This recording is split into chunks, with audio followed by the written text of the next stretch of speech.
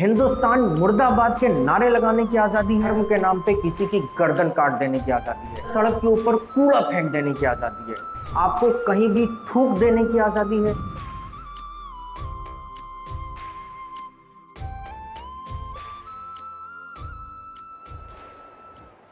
जय हिंद। वर्ष 2022 के इस स्वतंत्रता दिवस पे मैं करुणेश पाठक आप सभी का स्वागत करता हूं।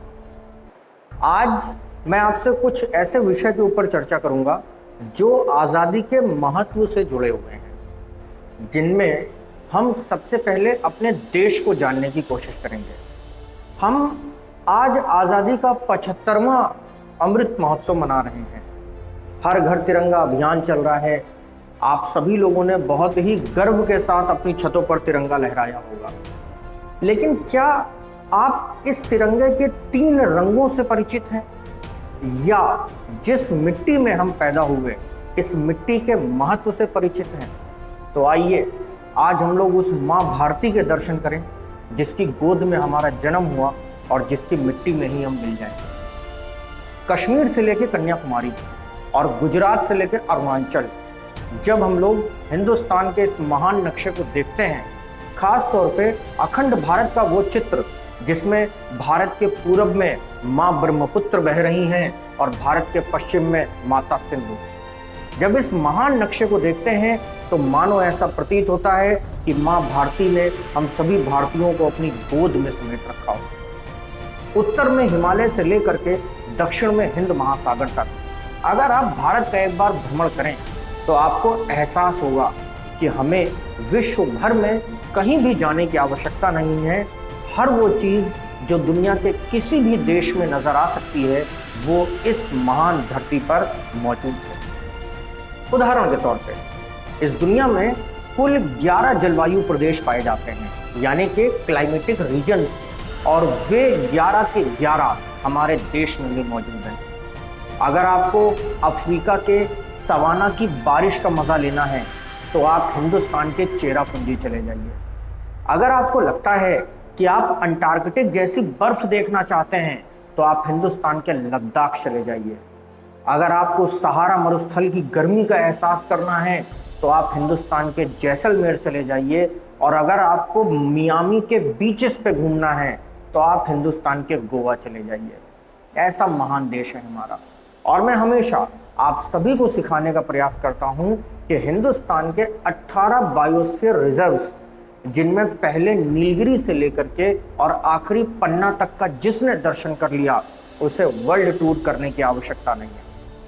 इसी क्रम में अगर हम अपने देश की मिट्टी की चर्चा करें तो हिंदुस्तान में इस धरती माता से संबंधित जितनी भी मिट्टियां हैं वो सारी पाई जाती हैं। दुनिया में कई सारे ऐसे देश हैं जहां पर मिट्टियों का केवल एक ही प्रकार उपलब्ध है, लेकिन इस महान देश के अंदर आपको सारी मिट्टियां मिलेंगी। काली मिट्टी से लेकर के और बंजर मिट्टी तक सब कुछ इस देश की पहचान है। अगर आपको कपास उगाना है तो महाराष्ट्र और गुजरात की काली मिट्टी चाहिए। अगर आपको लोबन मिट्टी चाहिए, अगर आपको नदियों की मिट्टी चाहिए तो उत्तर प्रदेश और बिहार में गंगा यमुना के मैदानों में आइए। अगर आपको पहाड़ी मिट्टी चाहिए तो आप जम्मू कश्मीर से लेकर के अरुणाचल प्रदेश तक आइए। और अगर आपको रेगिस्तानी मिट्टी चाहिए तो आप राजस्थान जाइए। इसी तरीके से अगर हमारे देश में आपको जलवायु, मिट्टियाँ या इसके अलावा एक और चीज़ चाहिए तो वो मिल जाएंगे भांति भांति के लोग। हमारे देश में मूल रूप से केवल 2 ही प्रकार की जातियाँ पाई जाती हैं। उत्तर भारत में आर्य, लेकिन दक्षिण भारत में द्रविड़। लेकिन जब आज हम लोग इस दुनिया का नक्शा उठा करके देखते हैं तब हम पाते हैं कि अमेरिका में जितने भी टॉप क्लास इंजीनियर्स और नासा में करीब 14% तक वैज्ञानिक काम करते हैं वो सब इंडियंस हैं। अगर हम केरला में चले जाएंगे तो केरला में हर घर का एक सदस्य लगभग कहीं ना कहीं विदेश में भारत का नाम रोशन कर रहा है और अपनी योग्यता का परिचय पूरे दुनिया में फहरा रहा है। अगर हम लोग कृषि और शक्ति संपन्नता की बात करेंगे तो उत्तर प्रदेश और बिहार का नाम पहले आता है। और अगर हम लोग कॉमनवेल्थ गेम्स में भारत के झंडे लहराने की बात करेंगे तो हरियाणा का नाम पहले आता है।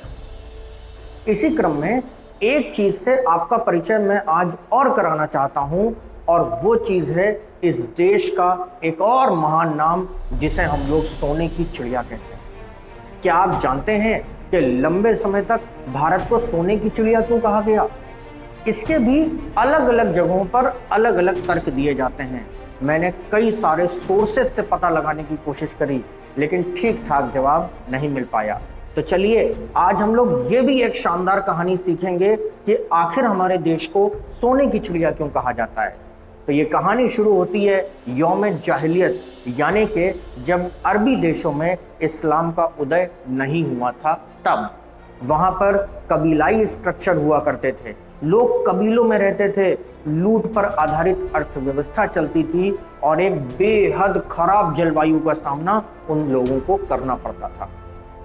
इसके चलते वहाँ पर नॉन वेजिटेरियन फूड का कल्चर डेवलप हुआ, लेकिन मांसाहार करने के लिए एक समस्या का सामना करना पड़ता था, और वो ये कि जैसे कल्पना करिए कि पूरे गांव ने मिलकर के एक ऊंट को मारा और ऊंट को खाया, तो उस कबीले में 20, 25, 30 लोग पूरा ऊंट नहीं खा पाएंगे।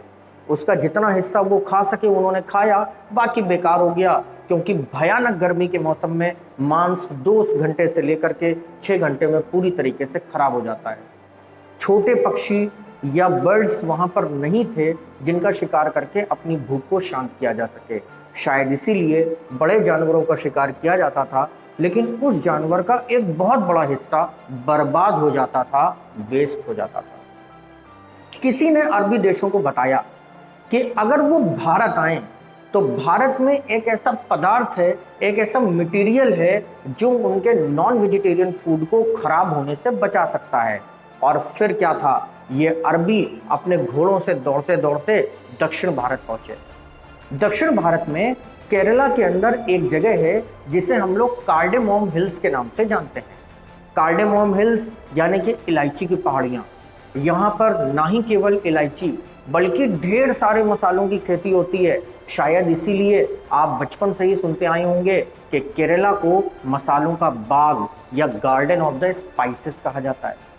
ये अरबी व्यापारी जब वहाँ के राजाओं से मिले तो इनको काली मिर्च, लौंग और हल्दी का एक पेस्ट बना करके दिया गया और सिखाया गया कि अगर आप ये पेस्ट मृत जानवर के ऊपर या जानवरों के मांस के ऊपर लगा देंगे तो वो मीट 24 से 72 घंटे तक खराब नहीं होगा और फ्रीज्ड पोजीशन में रहेगा।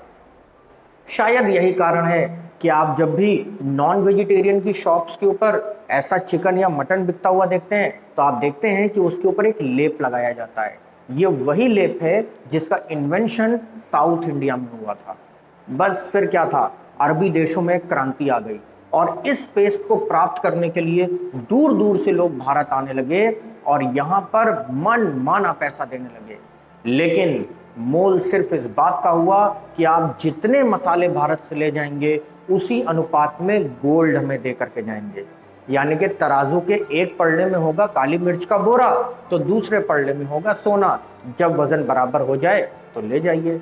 बस फिर क्या था, ये अरबी अफ्रीका से सोना लूट लूट करके लाने लगे और भारत पहुंचाने लगे। ना ही केवल सोना बल्कि बदले में ये दक्षिण भारतीय राजाओं को बहुत सारे तोहफे भी दिया करते थे। उदाहरण के तौर पर अरबी नस्ल के घोड़े। जबकि घोड़े भारत के जलवायु में रहने के लिए सक्षम नहीं है, ज़्यादातर घोड़े यहाँ पर मर जाया करते थे, लेकिन फिर भी धीरे धीरे घोड़ों का डोमेस्टिफिकेशन होने लगा और घोड़े भारत में रहने लगे। तो आज भी भारत में घोड़ों का एविडेंस ये बताता है कि ये अरब से आए। दूसरा एविडेंस इस कहानी का ये है कि जब हम लोग दुनिया में सबसे ज़्यादा गोल्ड की बात करते हैं तो ये गोल्ड हमें अफ्रीका में आज भी मिलता है। किम्बरले माइन जैसी माइंस पूरी दुनिया में फेमस हैं। जब हम लोग गोल्ड के प्रोडक्शन की बात करते हैं, मेटलर्जिक वैल्यूज़ की बात करते हैं, तो ये सबसे ज़्यादा यूएसए में मिलता है।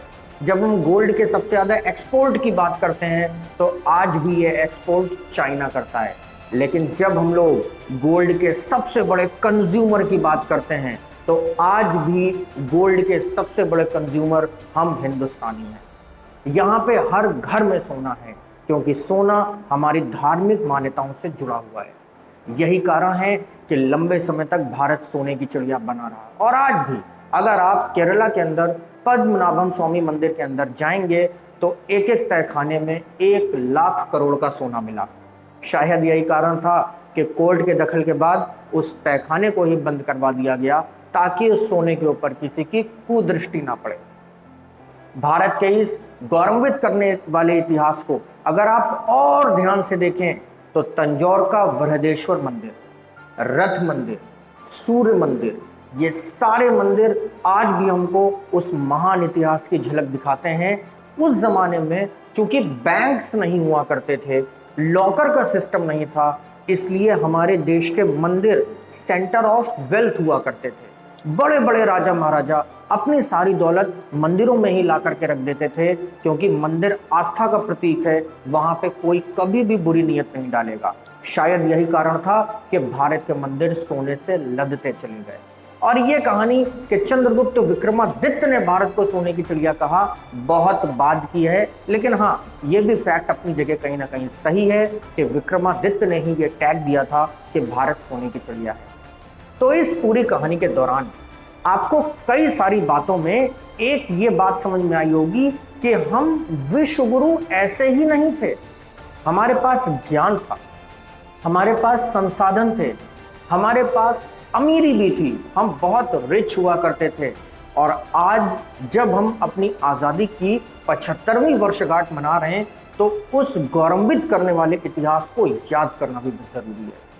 इसीलिए आखिरी में मैं आपको एक सख्त संदेश भी देना चाहता हूं कि आज़ादी के मायने आपके लिए क्या होने चाहिए। क्या इस देश में आपको कहीं भी थूक देने की आज़ादी है, या सड़क के ऊपर कूड़ा फेंक देने की आज़ादी है? हिंदुस्तान मुर्दाबाद के नारे लगाने की आज़ादी है, या धर्म के नाम पे किसी की गर्दन काट देने की आज़ादी है? आपको आज़ादी है तो सिर्फ संवैधानिक दायरे में, और वो संविधान जो हमारे पूर्वजों ने अपने खून और पसीने से मिलकर के लिखा था।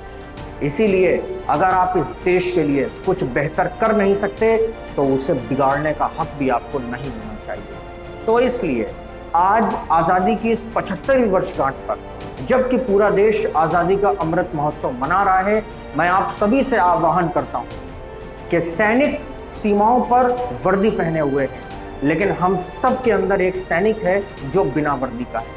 आइए अपने अंदर के इस सैनिक को जगाएं और इस देश के लिए मर मिटने की कसम खाएं। आप इस देश में अगर गंदगी नहीं करेंगे तो भी वो अपने आप में एक बहुत बड़ा कार्य होगा। स्त्रियों का सम्मान करेंगे, सड़क के ऊपर थूकेंगे नहीं, ट्रैफिक नियमों का पालन करेंगे।